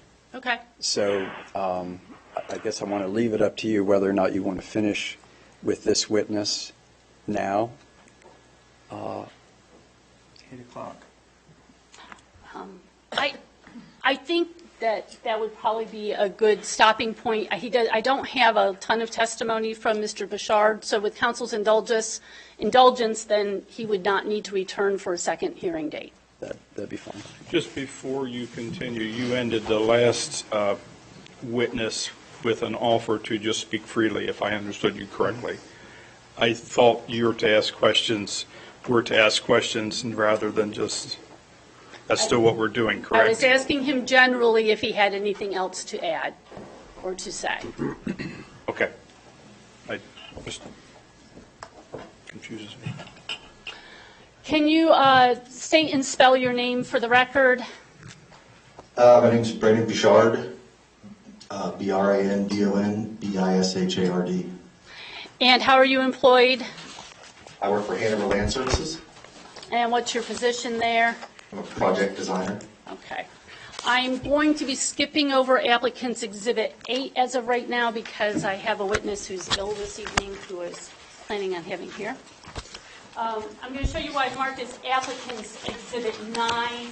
These are excerpts from the borough's zoning ordinance. And are you generally familiar, not in detail, I understand, but generally familiar with the borough's zoning ordinance?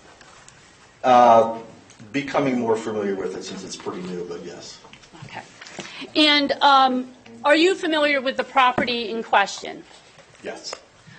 And there was a plan that was attached to the application, and I can show that here to you.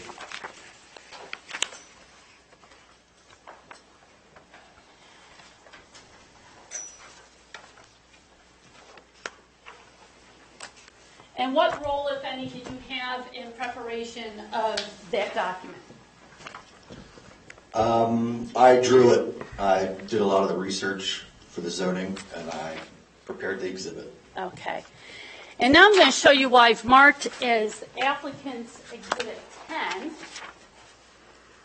I'm going to ask you, did you also prepare this document?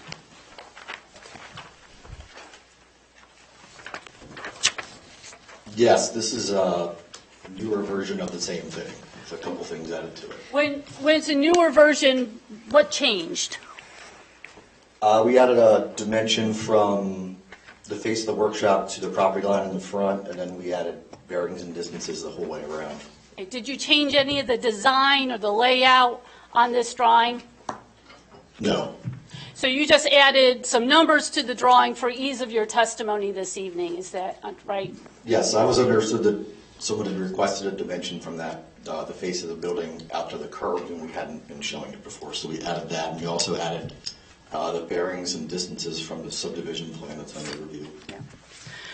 So if you look at the applicant's Exhibit 9, which are the zoning excerpts, and I would go back to the third page of that document. These are the area and bulk requirements in the residential districts. Have you reviewed these before? Yes. Yeah. And did you use these in preparation of this exhibit, this site plan? Yes. Okay. It says that the minimum lot area, and let me ask you, are you aware that this property is in both the R1 and the R5 district? Yes.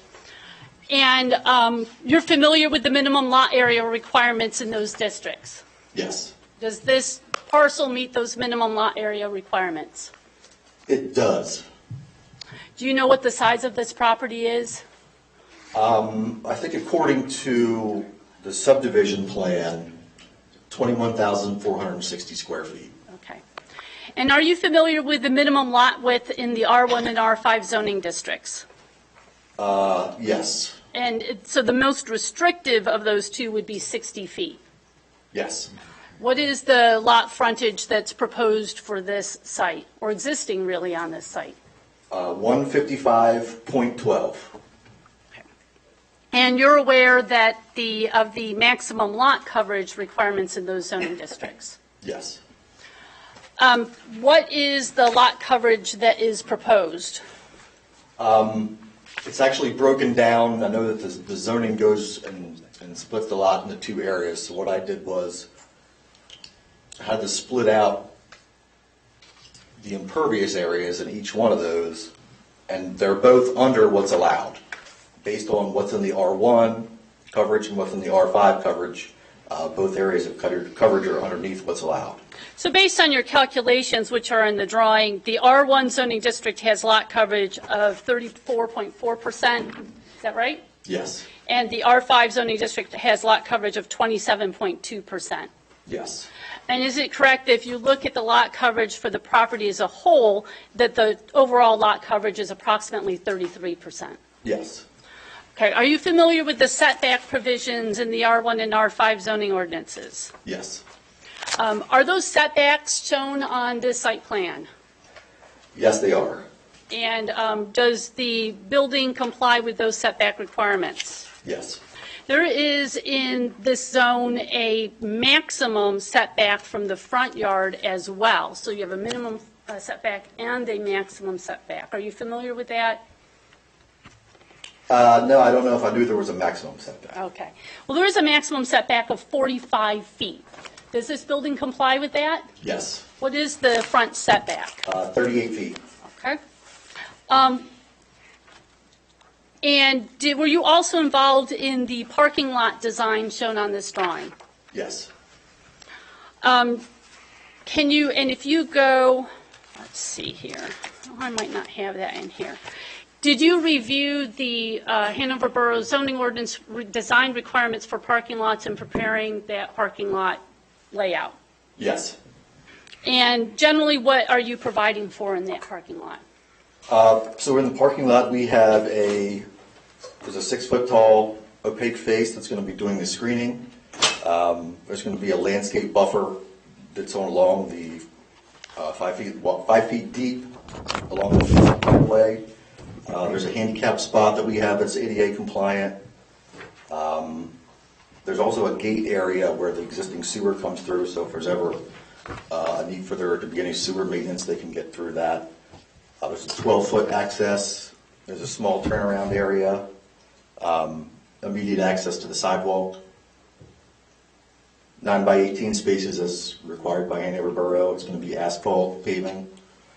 Tried to cover everything that was in the ordinance. The ordinance requires that one deciduous tree be planted for every 4,000 square feet of paving. And is there a place on this property where that tree would be able to be planted? Yes. Have you done any stormwater management for this plan yet? Yes, we had a stormwater plan that was approved previously for the previous design. But now we're looking at a little bit more impervious than that previous plan, is that right? Yes. Okay. So prior to or simultaneous with a building permit submission, should this conditional use be approved, you would be providing stormwater management plan in compliance with the borough's ordinances? Yes. Do you have any reason to believe you will not be able to provide for stormwater management in compliance with the borough's ordinances? No. I have no further questions.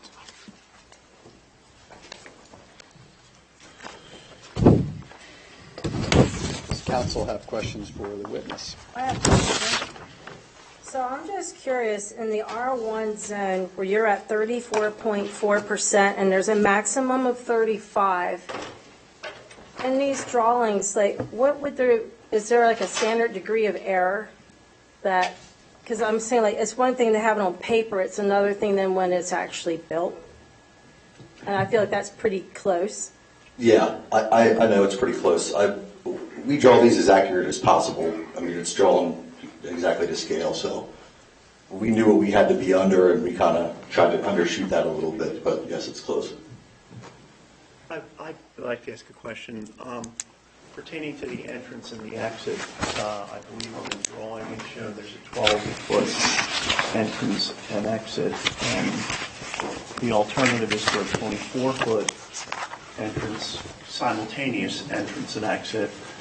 Additionally, Mr. Perriazzi testified that there should be, in his experience, a pad for a dumpster and a recyclable dumpster. I'm not quite sure what the proper terminology is, no better than I. What would the effect of those two things be on the lot coverage? Well, we'd add more impervious if we had to put some sort of a dumpster pad in there, but I hadn't really thought about the trash or any kind of trash like that. I just assumed that it was going to be regular residential trash pickup where the trash truck is going to be on the road. I don't know about a dumpster pad. I wasn't asked to get that or anything.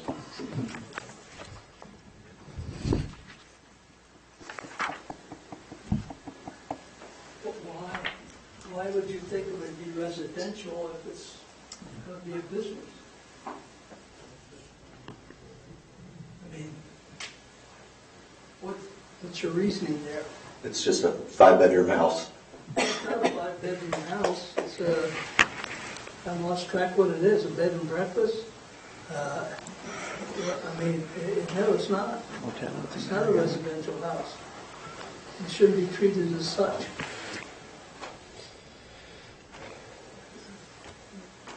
Correct me if I'm wrong. Well, all right, so first of all, Mr. Kuriakis, first of all, this is the time for council to ask questions. Sorry. Okay? My apologies, counsel. Is the pool also considered in part of the impervious, The concrete from the pool is, yes. but not the pool itself, just the concrete around the pool? Not the water, no. And then I'm trying to see from the drawing, how does one access the pool? Do you come out like some side door through the parking lot? Or will there be some type of sidewalk or what have you out of the back of the house to the pool? I'm sure there'll be some sort of gate there in the fence that's just not shown, just the fence I'm around saying, it. like, where they're going to walk through the grass, or will they come out of, like, looks like there's garage doors and a door on the side of the house. Would you come out that way?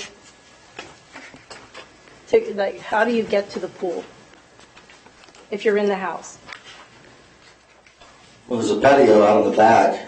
I mean, you could just walk out the back door, and there's a door on the side next to the workshop. I just didn't know if there was going to be any more, like, sidewalk or what have you out the back of the house for people to walk, especially if it has to be ADA compliant for a wheelchair. So I didn't know if that was not included too into the impervious. Not that I'm aware of. Why isn't the pool itself included in that? Included in impervious? Well, yeah, because it's kind of taken, I mean, when it rains, rain can come into the pool, but I don't know, I just would think that whole area would be included. I think the thought process is it's water, and it's just going to fill up with more water. I'm not trying to... Yeah, I know, I'm just...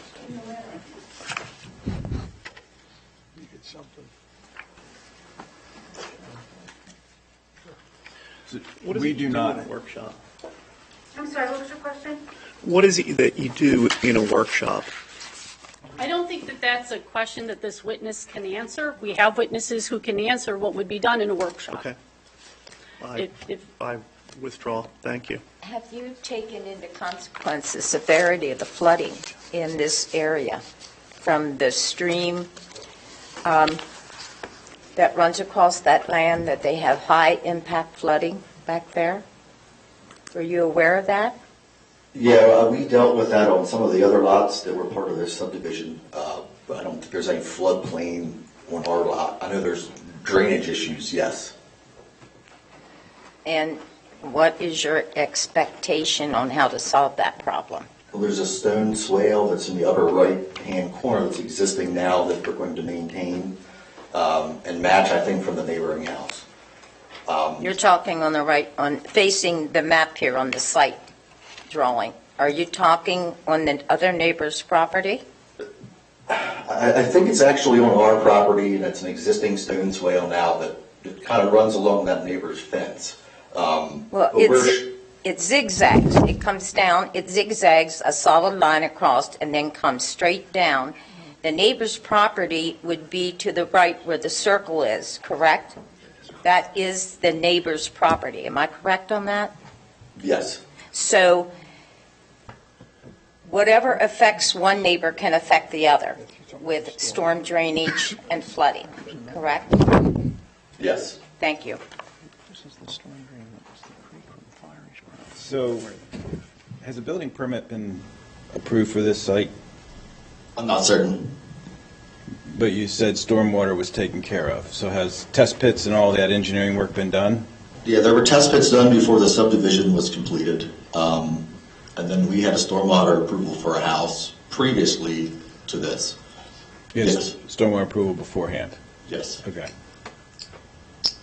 Was that an approximate same size and footprint? The house was very similar. The parking was smaller. It still had the pool, but it was mirrored the opposite way. The house. So the lot coverage you're saying was this similar or the same? The lot coverage was less than we're showing now. You're saying the lot coverage is less? Before, darling, before it was less. Now Oh, thank you. it's a Okay. little more I because of the more misunderstood. parking and Thank you. so forth, I would guess.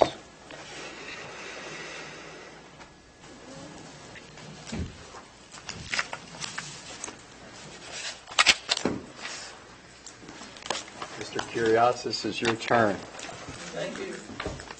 Going back to the trash pad dumpster, you refer to it as a residential. And it's my understanding, it's not a residential.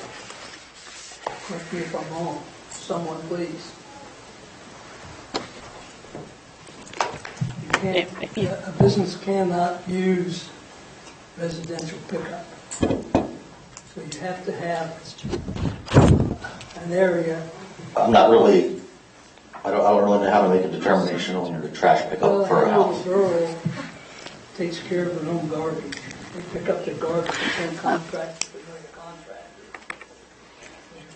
Solicitor Schultz, I'm sorry, but I'm going to object to the statements that are being made as opposed to questions. Questions that, ma'am? So you asked him about the garbage. He does not know. I did. He doesn't know anything about the borough's requirements for the garbage, so. So there was a plan set to be altered. I'm sorry, you have to speak up. I'm sorry. I said the plans have to be altered. Thank you. Thank you. That's all. Okay.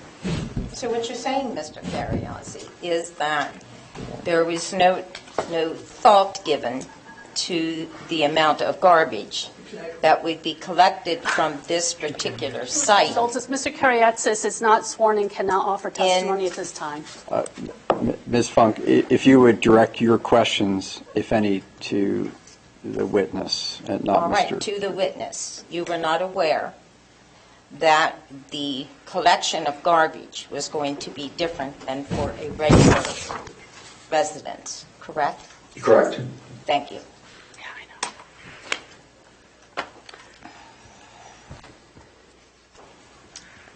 Yeah, I have one follow-up, Mr. Miller. You indicated that obviously you've done the testing necessary on this property for stormwater management, and you've done a previous and received previous approval for stormwater management for a plan that has less impervious than this one. But based on those studies and the information and your knowledge of the borough's ordinance, do you have any concerns about being able to meet the borough's stormwater management ordinance for this property? No. Thank you. So now I'll have a follow-up to that. Okay. Did you do a stormwater management study for the property? No.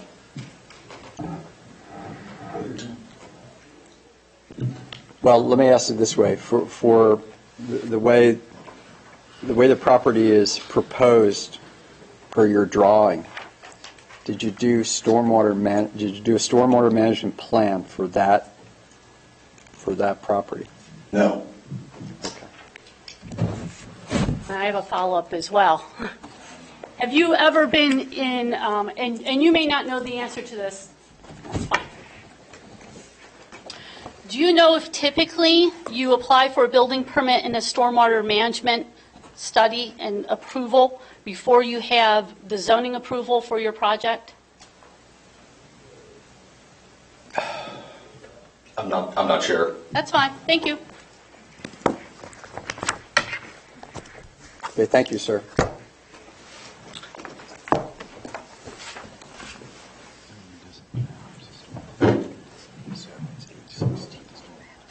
It's 8:16. May I have a follow-up? Where do you want to go? It's up to you. She's still making her case. She is. So, Attorney McNeil, so Hang on. you have the applicant as an exhibit, or I'm sorry, as a witness. Correct. You had mentioned you have one other witness who's not here. Mr. Forbes was going to offer brief testimony this evening, and he is unwell. If we continue to another date, I may take that opportunity if he's to have him testify at that time, but his testimony was going to be brief in any case. It appears as if the lateness of the hour, and I believe what we may have to go through, and giving the applicant the opportunity to have all witnesses on their behalf present to testify, I think we should move towards whatever the proper term would be for this hearing, some type of a recess. A recess, and we would reschedule. Unless we come up with a date tonight, we would have to re-advertise. Continue. So, council want to try to figure out a next hearing night, or go through our normal processes and find out who's available when. I think going through the normal process would be prudent, because we don't have everybody here, and not everybody's sitting here with their calendar on their phone in front of them. I don't know. Solicitor Schultes, I would ask that if we are going to have council members who will be participating in the second hearing, who have not been able to be present this evening, that they be afforded the opportunity to read and review the transcript of this evening's proceedings prior to that hearing. And there is only one other council member not here. There's one via Zoom. Right. So Well, there's two. One's in the hospital. that's who I'm talking about. Okay. So yes, absolutely.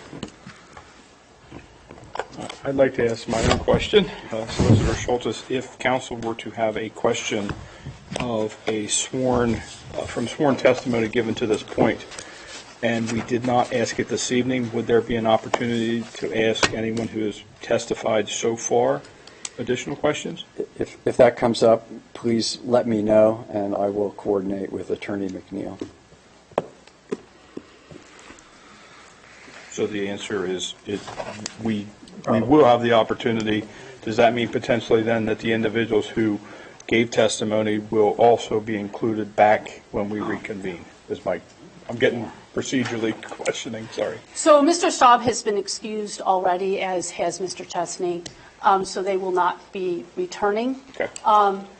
Mr. Bouchard, frankly, we'd have to see if he is available. Certainly. Okay.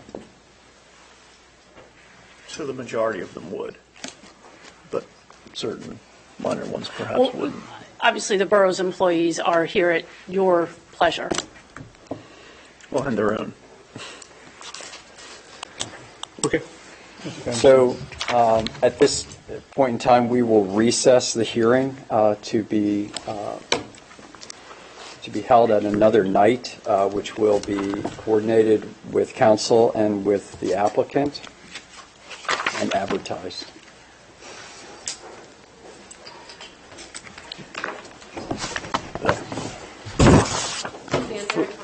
Make the bag.